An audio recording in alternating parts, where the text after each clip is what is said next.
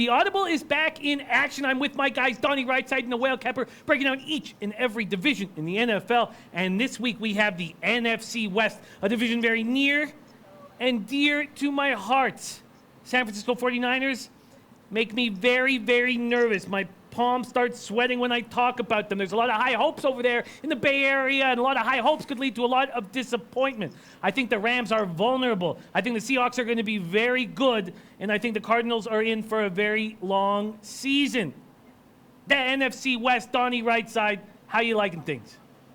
Yeah, I still think the top dog, barring a horrible Super Bowl hangover, is going to be the Los Angeles Rams winning the division. I think Arizona's probably going to pull up the rear, but there are some little bit decent things to like. But, we always like teasers here in the industry. The second team and the third team in this division, there's going to be some interesting stuff. You got Russell Wilson, who can you just count on 8 to 9 wins every single season, regardless of what's around them. Dynamic play caller out there in San Francisco. A lot of moving parts. We don't know if we'll get that true value from the winner, Jimmy, but this is a pretty good division to break down and recap here. I'm excited.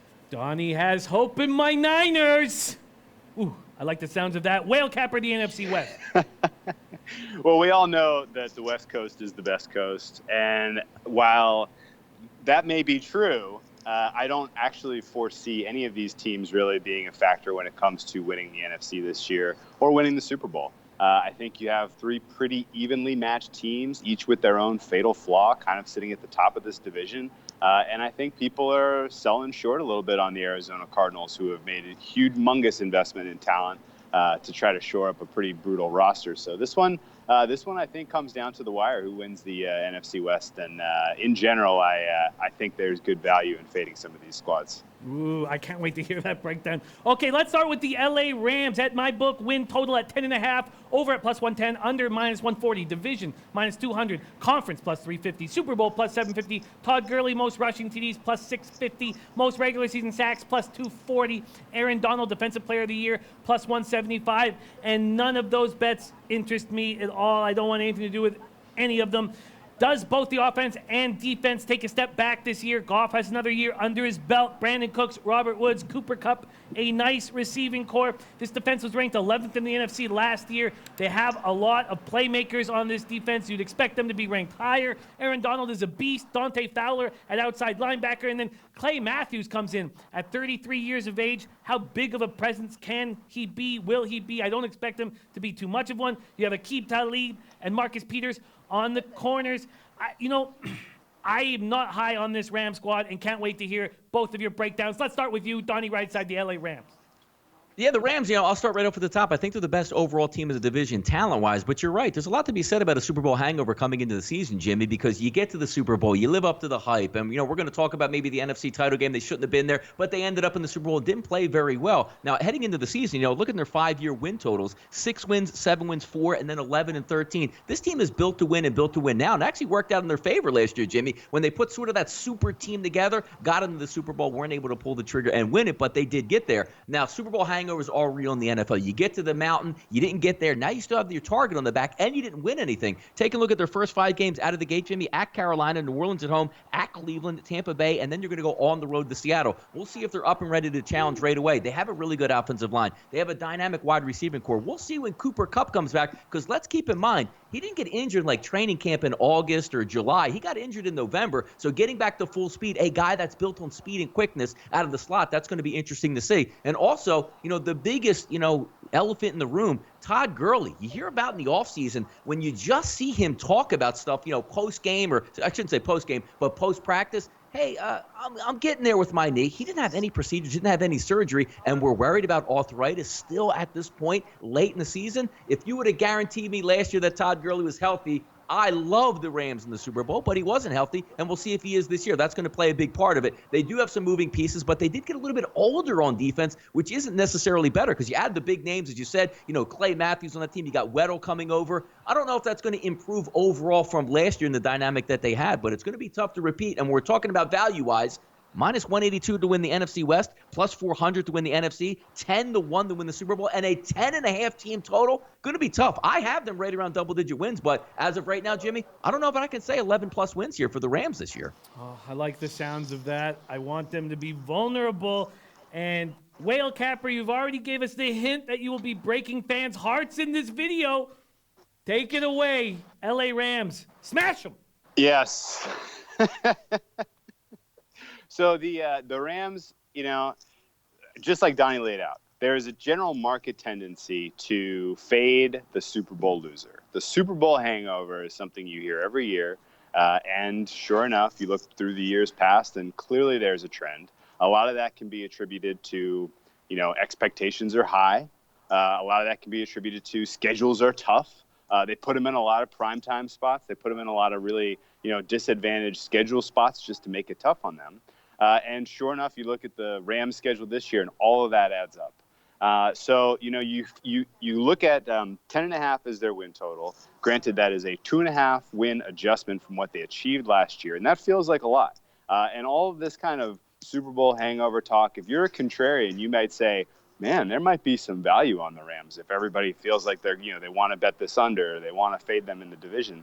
I would give a hard pause before letting your contrarian spirit talk you into an over on this team, or that they really have a chance, because they have some fatal flaws on this roster. The fact that they gave Todd Gurley the money they gave him last offseason has very, very much limited their ability to put depth behind their frontline players.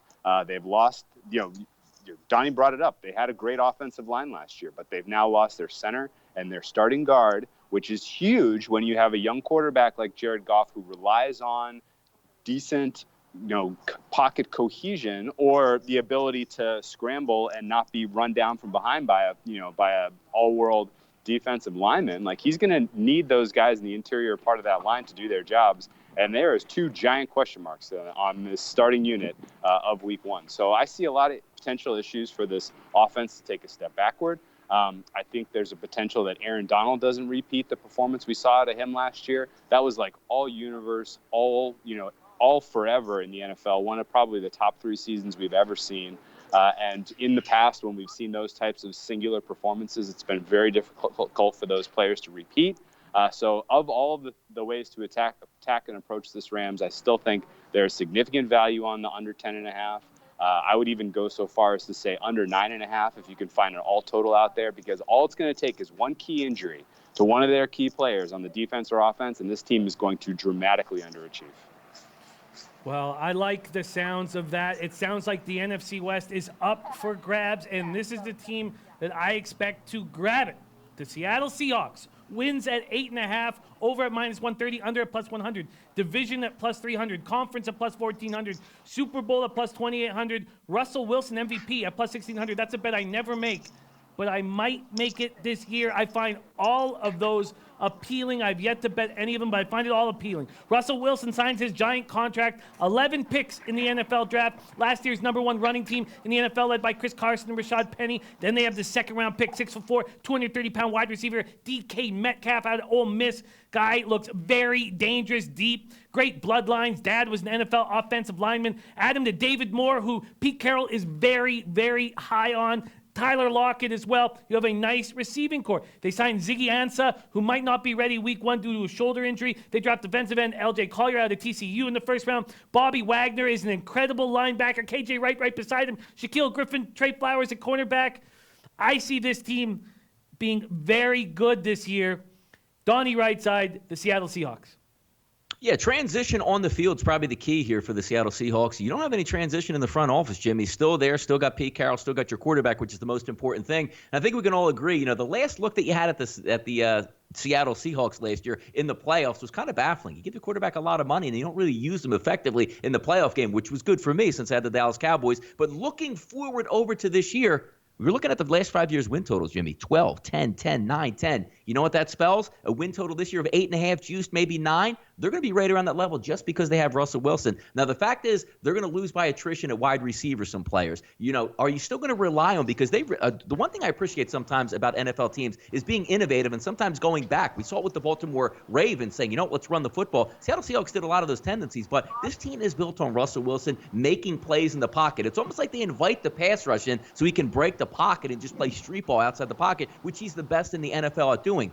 Now, that's going to be the key to the season here if you're looking for the Seattle Seahawks to make some waves, maybe make it into the playoffs as a wild card, or maybe even factor into the division. But the problem is here, another year older for Russell Wilson. The offensive line still isn't very good. And let's take a look. When you look at the scheduling conflict here, Seattle Seahawks, an unbelievable home team because it's such an advantage. But when you take a look at the schedule makers in the NFL, you like to look at the away teams that are out of the division. They're going to go, Jimmy, to Pittsburgh, Cleveland, Atlanta, Philadelphia, and Carolina this year. That's going to make it tough. But if you're asking me right now with the team total around 8.5 with a healthy Russell Wilson, there's no way I could bet that under. He's going to be right around that number. Do I think they're going to win the division? No.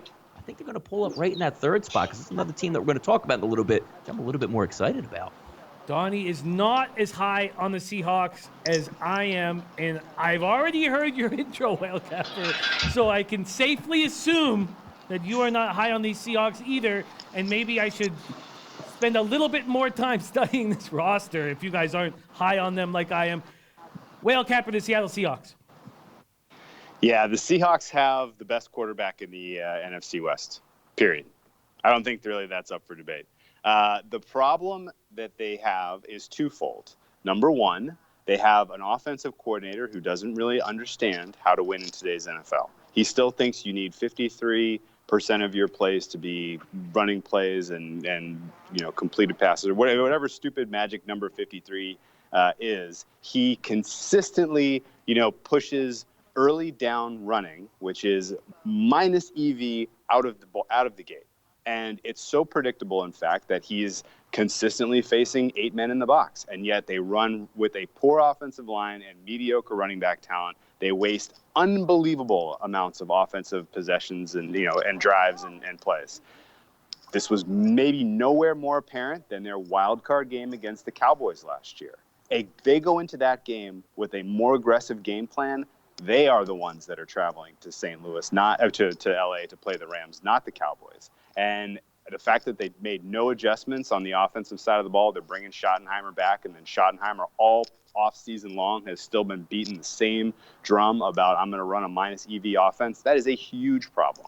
So you combine that's the first red flag with the Seahawks. The second red flag is their successful teams in the past were predominantly because they had outstanding talent around a young price control quarterback. They basically built that model. Right? Lots of other teams are copying it now, but Seattle was the first one.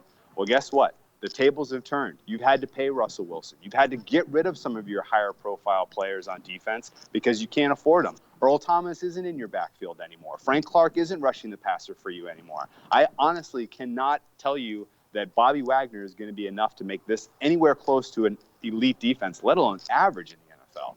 Do they have an outstanding home field advantage? Absolutely. That stadium is built to disrupt the opposing team's offensive, rhythm, and it will absolutely work to their advantage when they are at home. They will absolutely compete with the likes of the Rams and the Niners and the Cardinals because they always have tough competition in division. That may be enough to get them over 9, but if I had to take an over and under, I'm looking at an under on this team, and that's predominantly because I expect their offense to underperform yet again, and until they get the offensive coordinator position straightened out, they are not a contender in the NFC, in my opinion. Not a contender. Wow. Both guys not high on the Seabirds. Let's move on to the San Francisco 49ers. Let's move on to San Francisco 49ers. Wins 8.5. The over at plus 100. The under at minus 130. Division plus 550. Conference plus 1,600. Super Bowl plus 3,300. Jimmy G, comeback player of the year, plus 300. Now, I guess the first thing that scares me the most is just having to play the Rams and Seahawks twice each, but you guys aren't as high on those teams. I still think they're very tough teams to play against. Then you have the Saints, the Falcons, the Panthers. It's tough. That, first and foremost, is very tough. But there's a lot to be excited about. Healthy and ready to fire. We only got to see 3 games of Jimmy G last year. Is Dante Pettis, Marquise Goodwin, and Deebo Samuel enough? We know that George Kittle is a monster. They have 3 running backs who all expect to have the ball in Breda, McKinnon, and the newly signed Tevin Coleman. Nick Bosa comes with question marks about durability and a ton of pressure. Dee Ford is a big pickup, 13 sacks last year. DeForest Buckner, capable of big things. This defense could be very good. Could be is the big word in that sentence. Donnie Rightside, the San Francisco 49ers. You know what? When you look back to last year and you see their 5-win win total run, 8 wins, 5 wins, 2 wins, 6 and 4. You say, well, they won 4 games last year. How excited can we actually be? I thought the job by Kyle Shanahan was absolutely amazing. The simple fact that they were able to move the football effectively with the overall weapons that they have. Because we're going to take a look at a team in the next couple moments here, the Arizona Cardinals, which were absolutely flat out embarrassing. But San Francisco didn't quit on the season. Now you're going to get a revamp. You're going to get 3 running backs that can sort of do a lot of different things. You're going to get wide receivers interchangeable on the outside. You're right. A dominant tight end.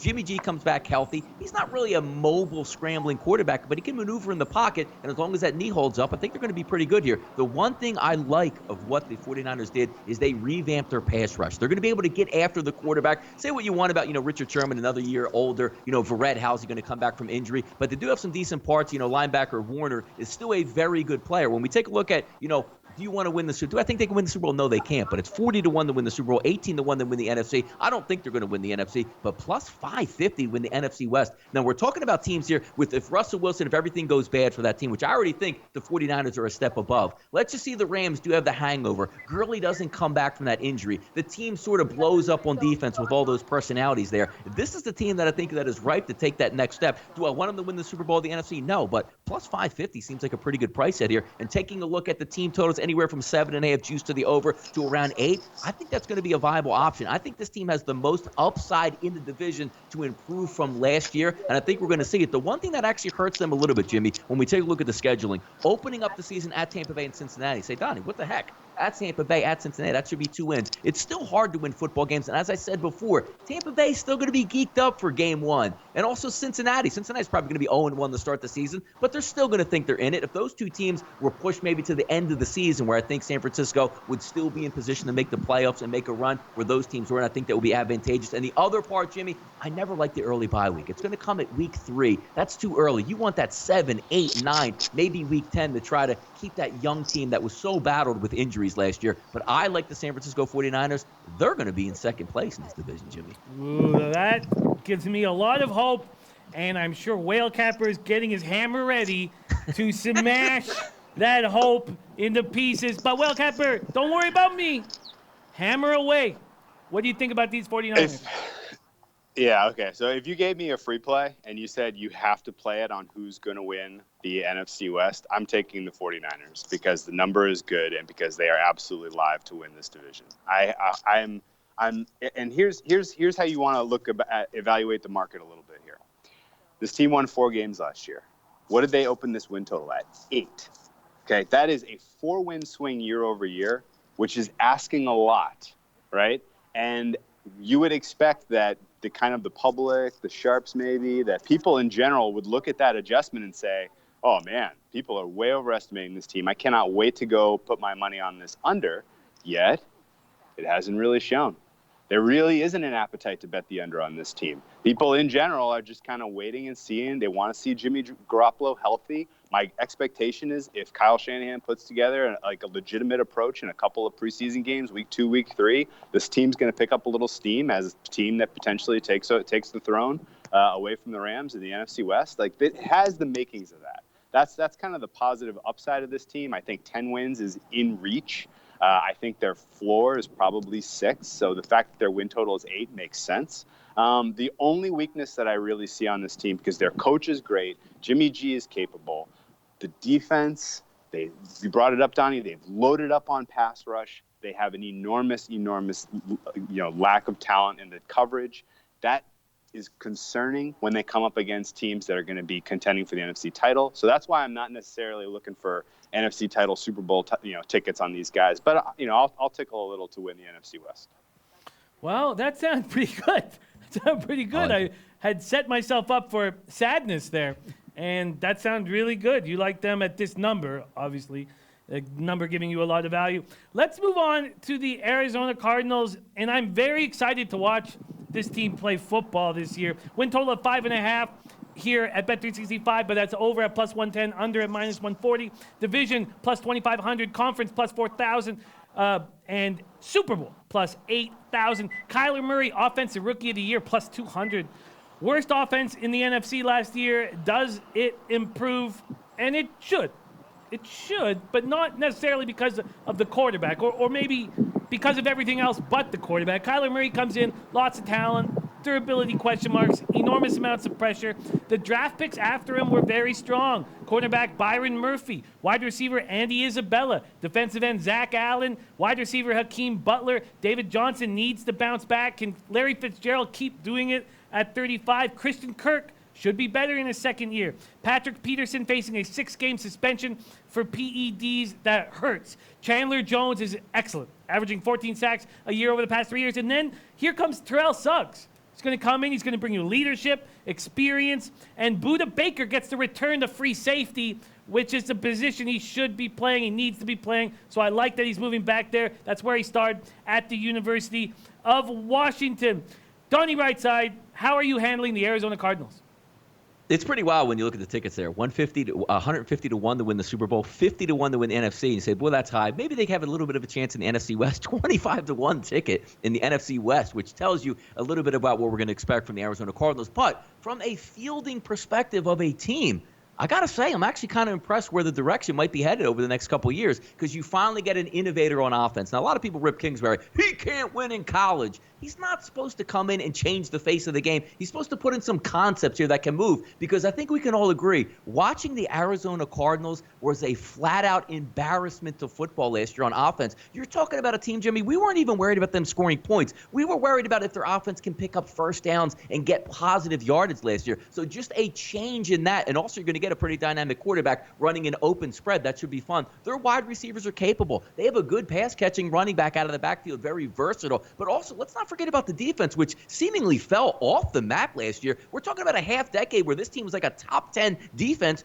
Now going back, Jimmy, to the 3-4, they added some pieces out there. Chandler Jones should be fine from an outside linebacker position. Now, Terrell Suggs is a little bit older, but he can add that meanness to the defense. You got a pretty good defensive line and an adequate secondary. We're taking a look at 5 in the NFL. 5 as a team total here. Am I saying they're going to, burn it up and win 8 to 9 games and be that team like, oh my goodness, look at this. They do still have a rookie quarterback. They have a new regime coming in. There are going to be some learning curves, but the NFL did them a favor looking at the schedule. They get to open up at home, Jimmy, with 3 out of the first 4 games at home to sort of ease into it. They get Detroit, which, look, Detroit's probably going to handle them opening game. I think we already went over that, but it's still opening day. There's still some things. Nobody's seen this offense for Arizona, but when you look at the 5, it's crazy to think that we all laughed at him. I laughed at him as well coming into the season. But when you see the moves they made and going back to the 3-4, you're just going to get a market improvement on field just by the changing of the regime.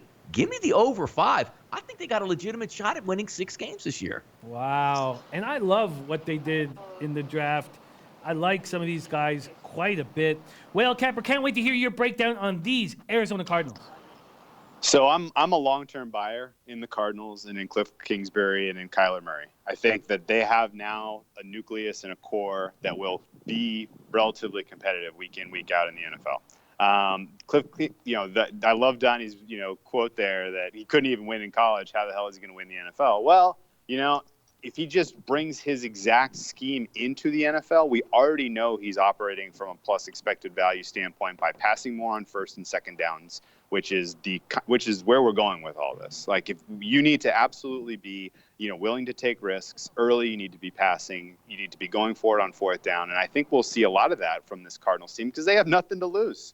You look at the look-ahead lines for all 17 weeks this season, they are dogs in every single game. They will not be favored, at this time at least. Things may change. They may, tear the doors off once Patrick Peterson comes back from his suspension and Kyler Murray's got a few starts under his belt. They may look real dangerous and they may be some favorites. But as we sit here and look at their schedule now, they're expected to be underdogs in every single game. And you go in and kind of categorize, well, how much are they going to be dogs by? A bunch of them, they're double-digit underdogs. Like, very low likelihood that they're going to be able to win games like at the Rams, at Seattle. So, they have some tough spots in their schedule where it's going to be tough for them to drastically overperform expectation. But to get to 5 or 6 wins, they're going to have to win a lot of their coin flip games. They're going to be, field goal underdogs in a bunch of games, and they're going to have to win them. I'm more interested in finding those spots and betting them week in, week out for them to win when their expectations are low, and because they're going to be a high variance team. sometimes Cliff Kingsbury's approach isn't going to work in games, but sometimes it will. And so I kind of want to try to identify those spots and bet them in the season. But I am a long-term buyer. I just can't. I can't get involved in a win total that's been beaten this high already, given that they're going to be underdogs likely so often. Yeah, and that first week against the Lions at 2.5. I mean, we talked about not expecting that 2.5 to be here in a month. It'll probably be at 3 or 3.5. We will see how that moves, depending on injuries in training camp. Wow, there you go, the NFC West. And this is giving me a ton to think about.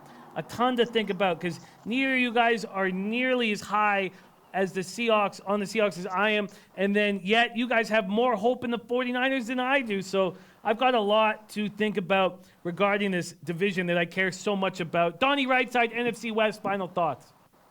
Yeah, I'm still going to pick the Rams to actually win the division, but if I'm going to put my money down and say I want a little bit of value, I think I like the 49ers getting that, 5-1 value in the NFC West. All it takes is a key injury here or there. Now, we've seen the key injuries, Jimmy, go against the 49ers, but maybe it's their turn for the other teams in the division. And also, look, it's going to be fun to watch Arizona. They're going to implement a system that's going to be a lot of fun to watch this year, and maybe it is going to be down the line. 5 is such a low number. I just think they can get there. I'll look at the team total, maybe getting that 5 or more wins there. But overall value-wise, Jimmy, give me the 49ers to win the division plus 525 as an outside shot. Yeah, that's exciting. That is exciting because there's a ton of value there. Whale Capper, NFC West, final thoughts. Yeah, so with the Rams' difficult schedule, with their relatively thin roster and their holes in key areas, I'm into their team total under pretty decent. And I wouldn't advocate laying a whole ton of juice at under 10.5. I would go out there, shop around, find an under 10 that gets you a little bit better price because, if things go wrong for the Rams, it could go really wrong. And you could see them just have a season from hell, not unlike what we saw from, the Falcons after they got beat by the Patriots. So, this could go sideways on this team. And I'm going to be there for it, holding my team total under. It's my favorite look in the West. And, so if not them, who? I think there's fatal flaws with the Seahawks. They're going to lose games they should win just based on their poor play calling on offense, which I think opens up the door for the Niners to steal this at that tasty 5-1. So that's where I'm advocating NFC West capital be allocated in this preseason. Wow, very exciting breakdowns of the division that means so much to me, more than any other division, the NFC West. There you have it. The Audible is broken down each and every division in the NFL, and we still have a lot of time to prep and study and debate. If you want to party with Donnie Rightside, Wellcap, and myself, come to Miami. We'll be there August 18th to 25th. We'll be a pro player week 3 of the exhibition season. Jaguars at Dolphins. And the Audible will be shooting live at the Diplomat Beach Resort on Tuesday and Friday. Come check us out there, Diplomat Beach Resort in Hollywood, Florida.